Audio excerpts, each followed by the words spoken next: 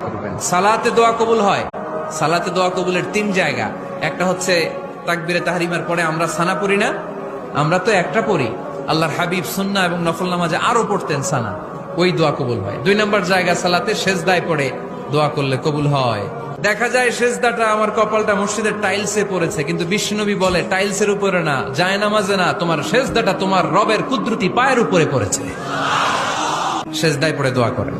সালাম ফিরানোর আগে বিশ্বনবী দোয়া করতেন, লা ইউসাল্লিমান্না আহাদুকুম হাত্তা ইয়াতাআওয়াযা মিন আরবা'a। আল্লাহর হাবিব বললেন 4 জিনিস থেকে পানাহানা আছে, আমার কোন উম্মত যেন সালাম না ফিরায়। তারা যেন পড়ে আল্লাহুম্মা ইন্নী আউযু বিকা মিন আযাবিল কবর, আউযু বিকা মিন আযাবি জাহান্নাম, আউযু বিকা মিন ফিতনাতিল মাহইয়া ওয়াল মামাত, আউযু বিকা মিন ফিতনাতিল মাসিহিদ দাজ্জাল। আল্লাহ কবরের আযাব থেকে বাঁচাও, আল্লাহ জাহান্নামের আগুন থেকে বাঁচাও, আল্লাহ জীবন মরণের ফিতনা থেকে বাঁচাও, আল্লাহ দাজ্জালের ফিতনা থেকে বাঁচাও। চিল্লায়ে পড়েন।